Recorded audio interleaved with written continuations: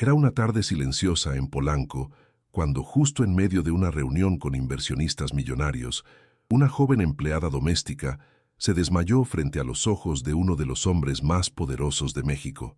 Lo que nadie sabía es que, junto con ella, cayó al suelo un ultrasonido que guardaba un secreto genético tan raro, tan imposible, que traería de vuelta a un fantasma del pasado. El bebé que ella carga tiene la misma condición genética que el hijo muerto de Alonso del Valle. ¿Cómo es? ¿Posible? ¿Coincidencia? ¿Milagro? ¿O algo mucho más grande de lo que la ciencia puede explicar? Prepárate para un giro emocionante, donde un hombre frío e inflexible será forzado a enfrentar su propio corazón. Una joven embarazada, abandonada, será el puente entre el luto y la esperanza. Y lo que parecía ser solo un día más en la vida de un magnate se transforma en el inicio de una redención inesperada. ¿Tú crees que la vida puede darte una segunda oportunidad justo cuando ya no esperas nada? Entonces quédate hasta el final de esta historia, porque lo imposible está a punto de suceder. Si crees que los milagros suceden cuando menos se espera, suscríbete al canal ahora, deja tu like y comenta aquí abajo desde qué ciudad de México nos estás viendo. Y si ya viviste algo parecido, comparte tu historia con nosotros. Ahora respira profundo y ven a vivir este reencuentro con lo inesperado. Alonso del Valle nunca necesitó alzar la voz para ser temido. A sus 48 años, es el tipo de hombre que hace que el ambiente se calle en cuanto entra. Dueño de una de las redes de hospitales privados más grandes de México, San Vida Salud Privada, construyó su imperio sobre la eficiencia, el control y el desapego emocional absoluto. Vive en una mansión imponente en Polanco, donde todo brilla menos el calor humano. Sus días están cronometrados, sus palabras medidas y sus sentimientos encerrados tras muros que ni él mismo sabe cómo atravesar. A pesar de la fortuna incalculable y del respeto que impone en el mundo de los negocios, Alonso vive solo. Divorciado desde hace 10 años, perdió a su único hijo en un accidente de auto hace 7, una tragedia que no solo destruyó su matrimonio, sino que paralizó emocionalmente al hombre que un día fue padre. Desde entonces, Alonso se hundió en una rutina milimétricamente planeada, donde no hay espacio para lo inesperado ni para el dolor. Sustituyó el amor por la lógica, el luto por el trabajo y la nostalgia por el silencio. Detrás de los trajes impecables y del cabello canoso siempre alineado, hay un hombre que, aunque no lo confiese, vive con un peso insoportable. La mirada analítica que examina todo y a todos esconde una culpa que lo carcome por dentro. Se culpa por no haber protegido a su hijo, por haber estado ausente, por no haber dicho te amo las veces suficientes, pero jamás permitirá que alguien vea esa herida. Su mundo gira en torno a la perfección, hasta que una nueva vida, frágil e indefensa, lo obliga a recordar que el corazón también es un órgano vital. Ella llegó discretamente, sin hacer ruido, como quien no quiere estorbar al mundo que la rodea. Ana Lucía Ramírez, de 22 años, llegada de San Juan del Río, encontró refugio en el cuartito modesto en el fondo de la mansión de Alonso del Valle. Embarazada de 7 meses, traía en el cuerpo las huellas del esfuerzo diario y, en el alma, la fuerza silenciosa de quien lucha sola por una vida que aún no nace. Aunque vistiera un uniforme de empleada ya descolorido, su dignidad permanecía intacta. Caminaba con la ligereza de quien carga fe y cantaba bajito para el hijo que crecía en su vientre, como si él fuera el único que la escuchara en el mundo. Su primer contacto con Alonso no fue más que una mirada rápida en los pasillos silenciosos de la casa. Él la veía como veía a todos, alguien que formaba parte de la maquinaria de la rutina, eficiente, invisible. Pero Ana Lucía, con sus ojos castaños de esperanza y voz suave, de quien aprendió a susurrar para no molestar, empezaba poco a poco a ocupar un espacio que él ni sabía que existía. Siempre educada, siempre callada, doblaba sábanas y lavaba pisos con el mismo cuidado que usaba para proteger al bebé que crecía dentro de ella. Y aun cuando los desmayos empezaron a aparecer, nunca se quejó. En esa casa donde el mármol era más frío que el corazón de sus dueños, Ana Lucía era la única presencia realmente viva. Y cuando, en un gesto involuntario, tropezó y cayó frente a la élite, Reunida, no fue solo su cuerpo el que cayó, fue el velo de indiferencia que Alonso usaba para esconder su propio dolor. En ese momento, algo más profundo que la lógica médica se despertó en él. Al ver el ultrasonido en el suelo y reconocer la condición genética rarísima del bebé, Alonso no sintió sorpresa, sintió un llamado. Un hilo invisible lo unía a ese niño y a esa mujer. La mañana que lo cambiaría todo, Alonso del Valle se preparaba para otra reunión estratégica con inversionistas internacionales. Los invitados circulaban por la sala principal de la mansión, entre copas de cristal y proyecciones financieras. Era un momento decisivo para expandir la red de hospitales fuera de México. Y entonces, en el punto más alto de la presentación, un sonido sordo cortó el ambiente, el sonido de un cuerpo cayendo. En medio del salón, Ana Lucía yacía en el suelo de mármol, pálida, inmóvil. El silencio que siguió fue más incómodo que cualquier grito. Por un instante, nadie supo qué hacer, hasta que Alonso avanzó rápidamente, ordenando: «Llamen a un médico ahora». Mientras los invitados retrocedían, impactados, un sobre de papel resbaló de la bolsa de Ana Lucía y cayó a los pies de Alonso. Lo recogió instintivamente. Dentro estaba el ultrasonido del bebé, con un informe médico detallado. Sus ojos se congelaron al leer las palabras que parecían haber regresado de una pesadilla antigua. Síndrome de epitelio celular B3, genética rara de receptores. Era la misma condición genética que había matado a su hijo, Tomás. La rareza era tal que solo 4 casos habían sido registrados en todo el país, y ahora, ahí, en su casa, uno más estaba por nacer. El corazón de Alonso, normalmente impasible, sintió un colapso interno. Sus manos temblaban discretamente. Miró el rostro inconsciente de la joven en el suelo y vio, por primera vez en años, algo que escapaba a la lógica: la posibilidad de que el destino hubiera vuelto a hablarle. Mientras el médico llegaba deprisa, Alonso permaneció a su lado, observándola respirar con dificultad, como quien protege algo sagrado. No era solo empatía, era algo más grande. Era como si ese niño en gestación fuera un lazo entre lo que fue y lo que aún podía ser. En los días siguientes, Alonso intentó racionalizar lo ocurrido. Mandó traer especialistas, exigió exámenes completos, quiso entender si había error médico en el diagnóstico, pero no lo había. La misma mutación genética, la misma estructura celular, el mismo rasgo casi imposible. Los médicos no supieron explicar, pero Alonso sabía lo que sentía: miedo y esperanza. Algo dentro de él estaba resurgiendo, aunque él luchara en contra. Por primera vez en mucho tiempo, soñó con su hijo muerto. En el sueño, Tomás le decía: «Ella te necesita». Fue entonces que, en el silencio de una noche nublada, Alonso caminó solo hasta el cuartito del fondo de la mansión. Llevaba consigo una charola con té y pan, pero también llevaba preguntas. Al tocar la puerta de Ana Lucía y verla sentarse con esfuerzo, sus ojos se cruzaron por primera vez de verdad. Alonso no dijo mucho, solo ofreció el té y preguntó si estaba bien. Y, sin saber por qué, volvió esa misma noche para preguntar más. Y volvió la siguiente, y la otra, porque cada respuesta de ella era como una llave abriendo una parte cerrada de su alma. Las visitas de Alonso al cuartito de Ana Lucía empezaron a generar incomodidad entre los empleados y, en especial, entre los miembros más cercanos de su equipo personal.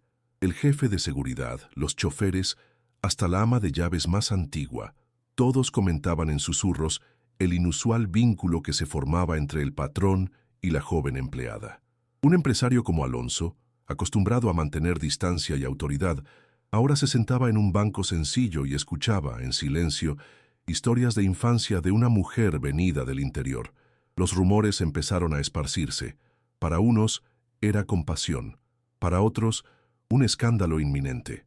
Ana Lucía, por su parte, se mantenía reservada, pero por dentro se sentía dividida. ¿Por qué un hombre tan poderoso se interesaría de verdad en su embarazo? No confiaba del todo, y por buenas razones. Había sido rechazada, engañada y humillada por quien juró amarla. El padre del bebé, un joven de la ciudad de Querétaro, desapareció al enterarse de la condición genética del niño, como si el diagnóstico fuera una sentencia de exclusión. El dolor del rechazo aún estaba fresco. Y ahora, otro hombre, de un mundo completamente opuesto, se acercaba. ¿Pero por qué? ¿Por culpa? ¿Por caridad?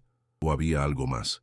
Aunque no sabía exactamente lo que sentía, Ana Lucía notaba que Alonso parecía escuchar con una atención que pocos le habían dado. No hacía preguntas invasivas, ni ofrecía promesas. Solo escuchaba, y eso, para ella, ya era una forma rara de cariño. Sin embargo, cada gesto de él también la asustaba. Cuando le ofreció llevarla al médico personalmente, ella se negó. Cuando pidió reformar su cuartito, ella agradeció pero no lo permitió. No quería ser una mujer más protegida por un hombre rico, solo quería dignidad. La exnovia de Alonso, Isabela Montalvo, supo rápidamente de la cercanía con la empleada. Socialité ambiciosa, involucrada con el círculo de poder que orbitaba alrededor del magnate, se aseguró de reaparecer. Vestida con elegancia y sonrisas ensayadas, visitó a Alonso bajo el pretexto de reconectarse, pero lo que quería era indagar. Al enterarse de Ana Lucía, se encargó enseguida de iniciar rumores en columnas sociales, sugiriendo que Alonso había enloquecido tras la muerte de su hijo y que ahora buscaba sustituciones emocionales baratas. Ana Lucía fue advertida por otros empleados y se sintió humillada. Volvió a evitar a Alonso. La tensión crecía. Alonso percibía la distancia que Ana Lucía imponía, pero no la forzaba. Sin embargo, algo dentro de él ardía de manera incontrolable. Era como si el miedo de perderla y de perder al bebé fuera más fuerte que su orgullo. Pero no sabía cómo demostrarlo sin parecer invasivo. Y al mismo tiempo, Ana Lucía, al observar a Alonso jugar discretamente con un peluche dejado al lado de la cama, vio una tristeza infantil escondida en ese hombre. La desconfianza aún era fuerte, pero por primera vez pensó: ¿y si él también está intentando sanar? Ante los rumores crecientes y el distanciamiento de Ana Lucía, Alonso entendió que no bastaba solo con demostrar cuidado. Era necesario actuar de manera concreta, no por culpa, sino por elección. Y esa elección debía ser silenciosa, respetuosa y firme. A la mañana siguiente de otra noche de insomnio, convocó personalmente al médico neonatal más reconocido del país para atender el embarazo de Ana Lucía. Sin avisarle antes, solo comunicó: «Tienes derecho a lo mejor. Ya no estás sola». No pidió permiso, no hizo discurso. Solo aseguró que, desde ese momento, ella y el bebé estarían seguros, independientemente de lo que ella pensara de él. Para Ana Lucía, ese gesto fue desconcertante. Quiso rechazarlo, quiso decir que no necesitaba caridad, pero al ver la forma en que Alonso trataba al médico, con seriedad, como si cuidara de alguien de su propia familia, entendió que había ahí algo más que lástima. Alonso comenzaba a despojarse poco a poco de la coraza de empresario intocable, y en su lugar surgía un hombre que había amado y perdido, pero que ahora intentaba amar de nuevo. Ana Lucía aceptó el tratamiento, no como un favor, sino como un paso hacia la confianza mutua. Los exámenes revelaron complicaciones mayores de lo esperado. La condición genética del bebé exigiría un seguimiento diario, control riguroso de la alimentación, reposo casi absoluto. Ante esto, Alonso tomó una decisión drástica. Transformó uno de los cuartos del ala este de la mansión, el antiguo cuarto de su hijo, en una mini UCI doméstica equipada especialmente para Ana Lucía y el bebé. La habitación, que había estado cerrada desde la tragedia, fue reabierta. Al cruzar nuevamente ese umbral, Alonso sintió el olor del pasado. Tocó los juguetes intactos, los libros alineados, y sintió el corazón doler, pero no retrocedió. Fue en ese mismo cuarto donde Ana Lucía fue trasladada, contra su resistencia inicial. Pero cuando vio el cariño con que todo fue preparado, sábanas limpias, cuna nueva, cortinas suaves, se emocionó. Era el primer lugar en mucho tiempo donde se sentía segura. Y más que eso, sintió que ese hombre, que parecía hecho de piedra, estaba permitiendo que ella ocupara un espacio que antes pertenecía solo al dolor. La convivencia diaria entre exámenes, comidas y pequeñas conversaciones creó una nueva dinámica. No eran patrón y empleada. Eran dos corazones sobrevivientes intentando reconocerse. En ese proceso, Alonso empezó a acompañar cada latido fetal, cada medición, cada resultado. Estaba presente en los ultrasonidos, llevaba libros sobre embarazo, aprendió a preparar té de manzanilla. Pequeños gestos que parecían banales, pero que, para Ana Lucía, significaban todo. Poco a poco, dejó de llamarlo señor Alonso y empezó a decir solo don Alonso. Y cuando él, en una noche de cielo despejado, le preguntó si podía hablar con el bebé, poniendo la mano sobre su vientre y diciendo, «Hola, pequeño». Ana Lucía cerró los ojos y lloró en silencio, porque en ese momento ella sabía, algo sagrado estaba naciendo entre ellos, y no era solo un niño, era una nueva oportunidad de vida. La rutina de cuidado y silencio que se estableció entre Alonso y Ana Lucía parecía estable, hasta que una carta, olvidada dentro de una antigua carpeta del hospital, llegó a las manos de Alonso por medio de un empleado del área jurídica. Era un documento archivado hacía más de 7 años, poco después de la muerte de su hijo Tomás. Al abrirlo, encontró un informe genético complementario que se había solicitado en esa época, pero que nunca le fue entregado personalmente. Y ahí, en letras frías, una información inesperada. Tomás poseía un marcador genético compatible con descendientes de una línea específica del centro norte de México, el mismo origen registrado en el expediente de Ana Lucía. Alonso sintió un escalofrío recorrerle la espalda. La posibilidad era remota, pero la sangre parecía gritar más fuerte que cualquier lógica. Existía una conexión biológica entre Tomás y el bebé que Ana Lucía cargaba. Eso no podía ser coincidencia. Decidido, sin avisar a nadie, ordenó un mapeo genético completo, comparando las muestras que aún tenía de su hijo con los datos del bebé en gestación. Fueron días de ansiedad, de noches sin dormir. No comentó nada con Ana Lucía.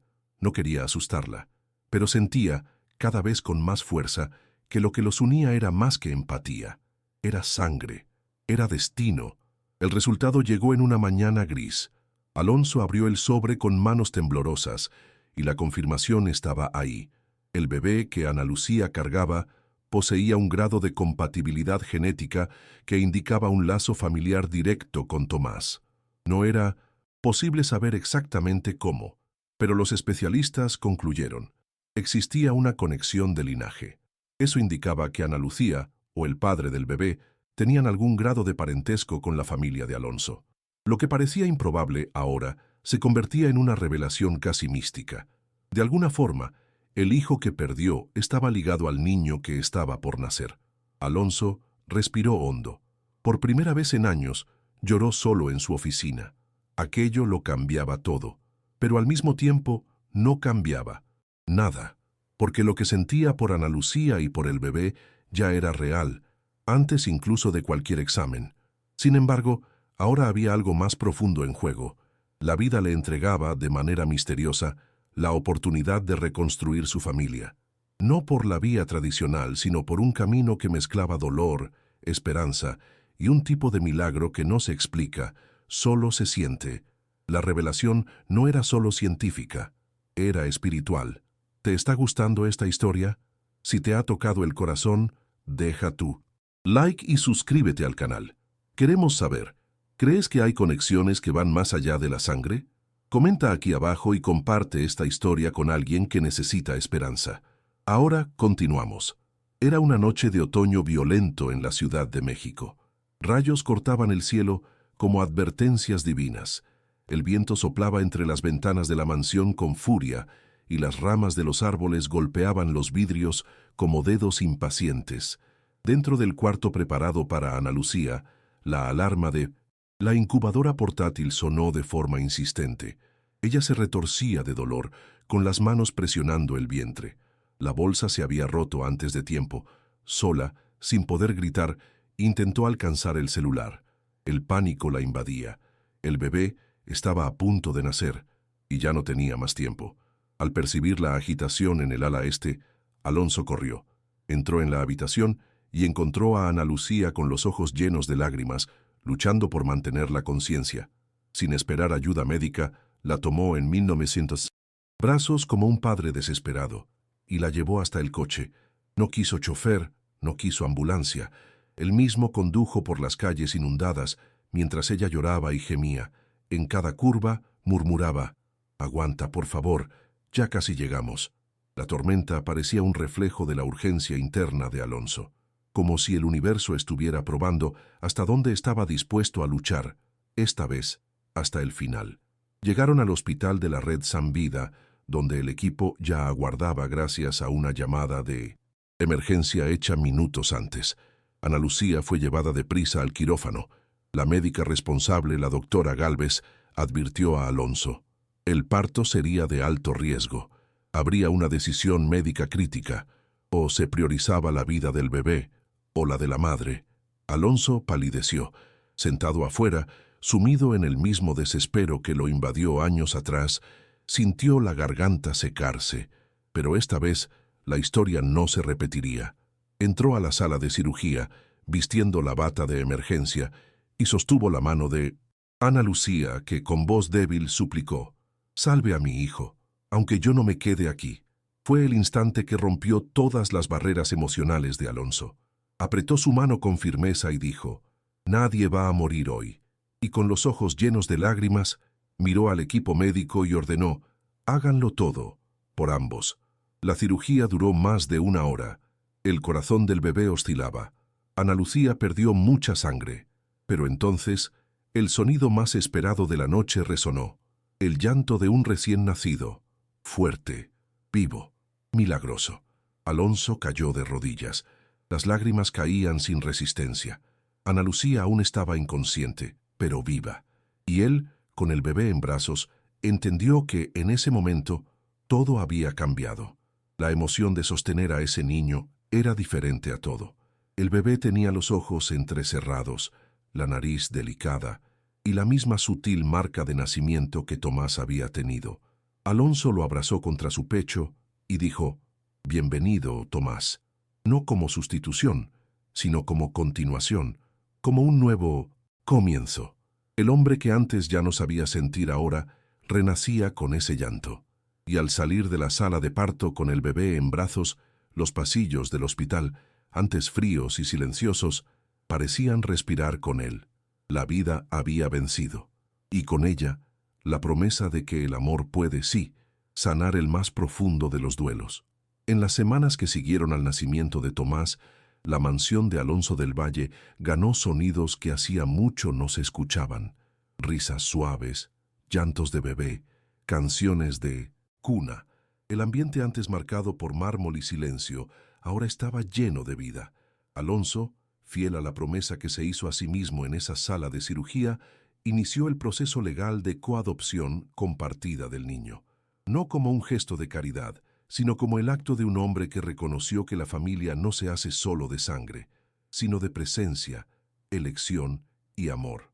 Ana Lucía, al principio reacia, aceptó, y juntos se convirtieron en guardianes de ese milagro. Más allá de la adopción, Alonso tomó una decisión aún mayor. Reunió a los accionistas de San Vida y presentó un nuevo proyecto: transformar uno de los hospitales de la red en un centro de atención gratuita, especializado en apoyo a madres solteras y niños con necesidades especiales. El anuncio causó asombro y resistencia entre los inversionistas, pero Alonso no retrocedió. Con su poder de decisión mayoritaria, aprobó el proyecto y nombró el centro con el nombre de su hijo fallecido, Fundación Tomás del Valle. La iniciativa rápidamente ganó apoyo público y cambió la percepción de muchos sobre el hombre que antes era visto como frío y distante. Ana Lucía, con el apoyo de Alonso, volvió a estudiar. Hizo el curso técnico de enfermería y comenzó a trabajar en el área pediátrica del mismo hospital. Entre vacunas e historias infantiles, ahora cuidaba de otros niños con la misma delicadeza con que un día soñó cuidar solo de su hijo. Todos los que la conocían veían en ella no solo a una enfermera dedicada, sino a una mujer que había transformado el dolor en vocación. Y Alonso, que antes evitaba incluso tocar los recuerdos del pasado, ahora caminaba por los pasillos del hospital con el bebé en brazos, mostrando que hasta el corazón más cerrado puede florecer si es tocado por la luz adecuada.